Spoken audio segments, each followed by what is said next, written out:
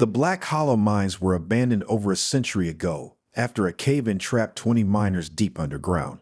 Search and rescue teams tried to reach them, but after a few days, the efforts were called off. It was deemed too dangerous, too unstable. The official story was that the men had perished, but locals whispered of something else, something that kept them away from the mines even now. I came to Black Hollow in search of a story. I was a freelance journalist, always chasing the next big mystery or urban legend. I had heard about the mines from a colleague who swore there was something unusual about them. He mentioned strange noises and ghostly apparitions seen by those who dared to venture too close. My curiosity got the better of me, and I decided to investigate. When I arrived, I tried to ask around about the mines, but the locals were tight-lipped. Best to leave it alone, one old man said, his eyes clouded with fear. Nothing good ever comes from poking around in the past. Others wouldn't even acknowledge the mines existed, but I had made up my mind. I needed to see it for myself. I managed to get a hold of an old map of the town from the library, which included the location of the mine entrance. The path was overgrown, barely visible from years of neglect. I set out early in the morning, hoping to return before nightfall. The hike was treacherous, the trail winding through dense woods and steep cliffs, but after a few hours I found it. The entrance to the mine was a gaping black hole in the side of a mountain, boarded up with rotting planks. The air around it felt unnaturally cold, and as I got closer, I noticed strange carvings on the rocks surrounding the entrance, symbols I didn't recognize. I hesitated for a moment, the warnings echoing in my mind, but I shook it off. I had come too far to turn back now. I pried off the boards with a crowbar I had brought and peered into the darkness. The beam from my flashlight barely penetrated the thick blackness. Taking a deep breath, I stepped inside. The first thing that hit me was the smell, a musty, stale odor that seemed to cling to my clothes and skin. The air was thick and damp, making it hard to breathe. I shone my flashlight around, revealing a narrow tunnel that sloped downward into the depths of the mountain. The walls were lined with rotting wooden beams, and I could hear the faint sound of dripping water echoing through the cavern. I moved cautiously, the sound of my footsteps crunching on loose gravel and dirt. The deeper I went, the colder it got. After about 30 minutes, the tunnel opened up into a larger chamber. I shined my light around and saw the remnants of old mining equipment scattered across the floor, rusted pickaxes, broken carts, and rotting wooden crates. The walls were covered in strange markings, similar to the ones I had seen outside, but these seemed to glow faintly in the darkness. I was examining one of the carvings when I heard it, a faint whisper, like someone calling my name. I froze, straining my ears to listen, but all I could hear was the steady drip of water. I shook my head, chalking it up to my imagination. But then I heard it again, clearer this time, a voice, soft and distant, calling my name. "Hello," I called out, my voice echoing off the cavern walls. No answer. I felt a chill run down my spine. I was alone. I had to be. But the feeling that I was being watched was overwhelming. I took a deep breath and decided to press on. I had come this far. I wasn't about to turn back now. The tunnel branched off in several directions, each one disappearing into darkness. I chose the path that seemed the most well-traveled, hoping it would lead deeper into the mine. As I moved forward, the whispers grew louder, echoing all around me, making it impossible to tell which direction they were coming from. I tried to ignore them, but the sound was unnerving, like 100 voices all speaking at once. Suddenly, the ground beneath me gave way, and I fell through a hole, crashing down into a lower chamber. I landed hard, knocking the wind out of me. My flashlight skidded across the floor, flickering out. I lay there for a moment, gasping for air, my body aching from the fall. I reached for my flashlight, my hands trembling as I fumbled to turn it back on. When the light came back on, I wished it hadn't. I was in a small, cramped chamber, the walls close and claustrophobic. But it wasn't the size of the room that terrified me. It was what was in it. Scattered across the floor were bones, human bones. Some still had tattered scraps of clothing clinging to them, old and decayed. The air was thick with the smell of rot, and I gagged, covering my mouth and nose with my sleeve. Panic set in as I realized where I was, the burial ground of the miners who had been trapped in the collapse. But these bones, They didn't look like they had been here for 100 years. They looked fresh. Too fresh. My mind raced as I tried to make sense of it. How could this be? The mine had been abandoned for decades. I stumbled to my feet, my legs shaky, and moved toward the tunnel I had fallen through, hoping to find a way back up. That's when I saw something move out of the corner of my eye. I spun around, my flashlight beam cutting through the darkness. For a moment, I saw nothing, just shadows dancing on the walls. But then I saw it, a figure, crouched in the corner watching me. It was a man, or at least it had been. His skin was pale and stretched tight over his bones, his eyes sunken and hollow. He was wearing old, tattered mining clothes, but they were filthy, caked with mud and blood. He stared at me with a look of hunger and desperation that sent a chill down my spine. I backed away slowly, not taking my eyes off him. He moved with me, his movements slow and deliberate, like a predator stalking his prey. I didn't know what to do. My mind was screaming at me to run, but my feet wouldn't move. I was frozen, trapped in his gaze. Then, without warning, he lunged at me, his hands outstretched. I scrambled backward, barely avoiding his grasp. I turned and ran, sprinting down the tunnel as fast as I could, my flashlight bobbing wildly in my hand. I could hear him behind me, his footsteps echoing through the mine, getting closer and closer. I didn't dare look back. I just ran, my heart pounding in my chest, my breath coming in ragged gasps. I didn't know where I was going. All I knew was that I had to get away. I had to find a way out. I turned a corner and saw a faint light up ahead, a way out. I pushed myself harder, my legs burning with effort. But as I got closer, I realized it wasn't an exit. It was a lantern, hanging from a hook on the wall. I skidded to a stop, my heart sinking. I was still deep in the mine. I heard footsteps behind me and turned just in time to see the man step into the light. But he wasn't alone. Behind him were more figures, all wearing the same tattered mining clothes, all with the same hollow, hungry eyes. They moved slowly, deliberately, their eyes locked on me. I was surrounded. I pressed myself against the wall, my mind racing, trying to think of a way out. I noticed an old minecart on a track nearby, half filled with rocks. An idea formed in my mind, a desperate, foolish idea, but it was all I had. I sprinted toward the cart, throwing my weight against it. It didn't move at first, but then with a groan of rusty wheels, it began to roll. The cart picked up speed, barreling down the tracks toward the figures. I ran alongside it, pushing with all my might. The figures didn't move, didn't react. They just stared, their eyes glowing in the dim light. The cart hit them with a sickening crunch, throwing them back. I didn't stop to see what happened next. I just kept running. I ran until my lungs burned, until my legs felt like they would give out. The tunnel twisted and turned, and I had no idea where I was going. All I knew was that I had to keep moving. I could still hear the whispers, still feel their eyes on me. I had to get out. I had to escape. After what felt like an eternity, I saw it, a faint light up ahead. This time it wasn't the dim glow of a lantern or the eerie shine of ghostly eyes. It was daylight, real daylight, filtering in through a crack in the rock. I felt a surge of hope, adrenaline pumping through my veins, and I pushed myself harder, sprinting toward the light. The tunnel narrowed as I got closer, and I had to squeeze through a tight gap in the rock. I felt the rough stone scrape against my arms and legs, but I didn't care. I pushed and twisted my body through, desperate to reach the other side. And then suddenly, I was out. I stumbled into the open air, collapsing onto the ground outside the mine. The bright sunlight was blinding after the darkness of the tunnels, and I had to shield my eyes with my hand. I was gasping for breath, my heart racing. For a moment, I just lay there, staring up at the clear blue sky, grateful to be alive. But my relief was short-lived. I heard a noise behind me, the sound of rocks shifting, the low moan of something unnatural. I forced myself to my feet, turning to look back at the mine entrance. The figures were there, just beyond the crack I had crawled through, their hollow eyes staring at me. They didn't cross the threshold, didn't step into the sunlight.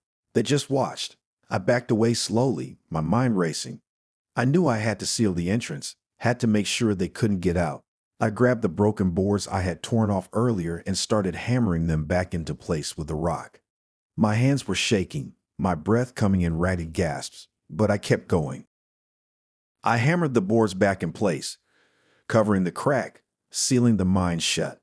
When I was done, I stepped back, my heart pounding in my chest. I could still feel their eyes on me, could still hear their whispers. I knew it wouldn't hold them for long. The mine was a place of darkness, a place of death. It was alive in a way that defied understanding. And now that wanted out, I stumbled back to town, exhausted and terrified. I knew I had to warn someone, tell them what I had seen. But who would believe me? The town had been avoiding the mines for decades. They wouldn't want to hear about what was lurking inside. But I had to try. I burst into the local diner, the bell above the door ringing loudly. The few patrons inside turned to look at me, their faces a mix of surprise and concern. I must have looked a mess, covered in dirt and dust, my clothes torn, my face pale with fear.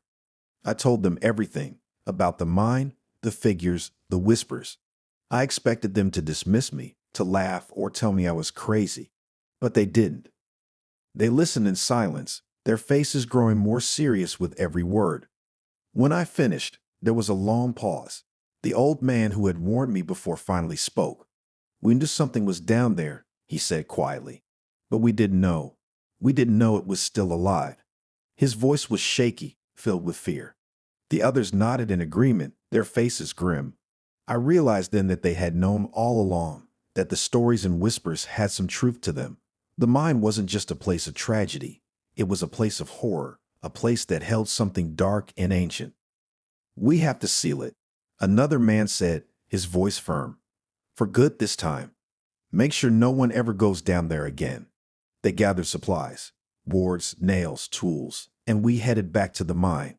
As we approached, I felt that chill in the air again, that sense of dread creeping over me. The mine loomed before us, dark and foreboding. The boards I had hastily nailed back in place were already starting to come loose, as if the mine itself was trying to break free.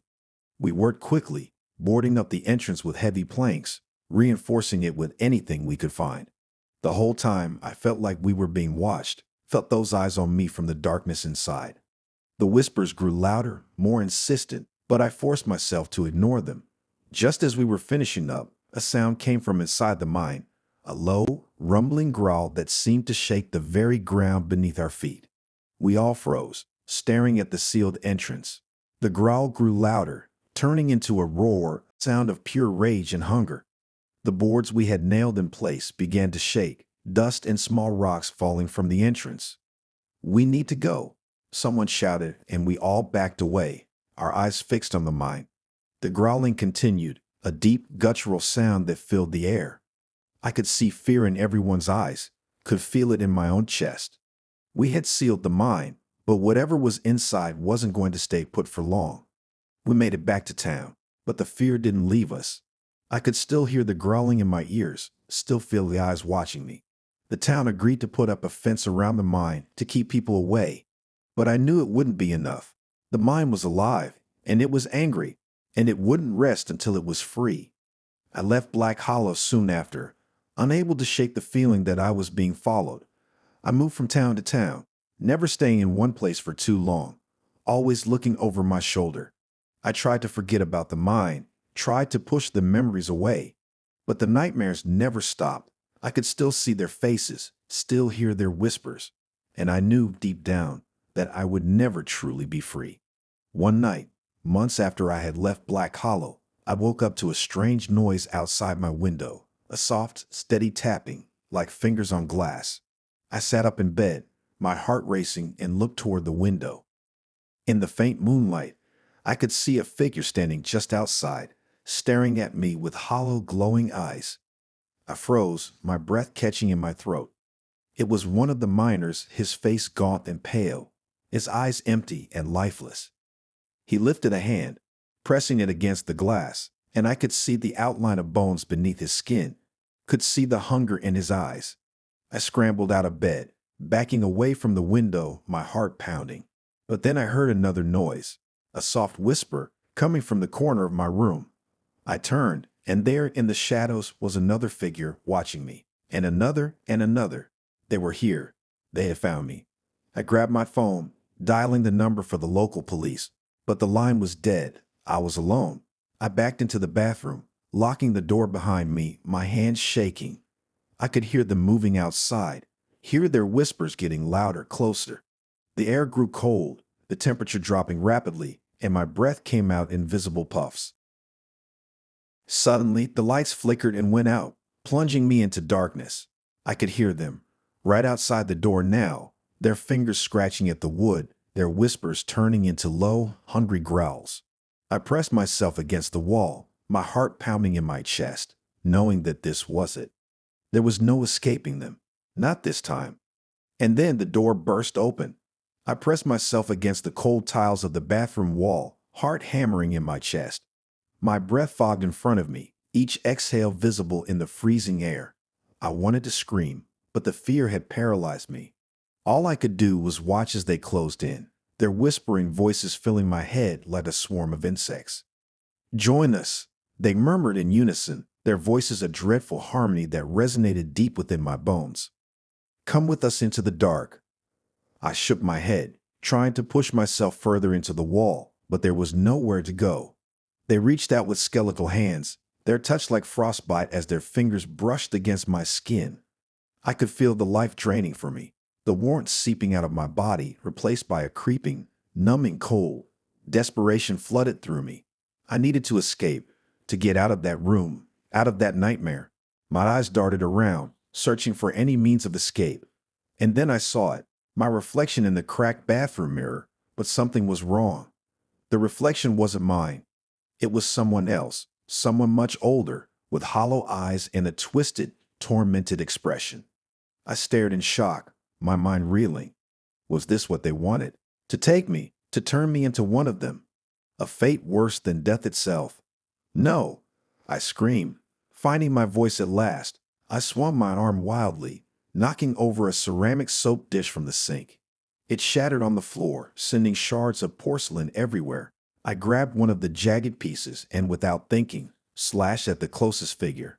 The shard passed through the miner's form like it was cutting through mist, but for a moment the figure recoiled, its shape wavering. I took the opportunity and lunged forward, pushing past the others, who seemed momentarily confused by my sudden resistance. I sprinted out of the bathroom, down the dark hallway, and into the living room. The front door was still intact, my only way out. I could hear the miners behind me, their whispers turning into a low, angry growl, a collective howl of rage that spurred me to move faster. With a burst of adrenaline, I threw myself at the front door, fumbling with the lock. My fingers were numb, barely able to grip the cold metal. The door flew open, and I stumbled out into the hallway of my apartment building, slamming it shut behind me. I didn't stop. I ran down the stairs, almost tripping over my feet in my haste. I could still hear them, their whispers echoing in my ears, the cold presence close behind. I reached the lobby and burst out onto the street, gasping for air.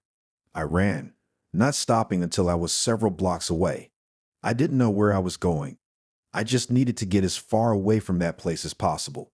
I found myself at a late-night diner, the warm lights and the smell of coffee as stark contrast to the nightmare I had just escaped.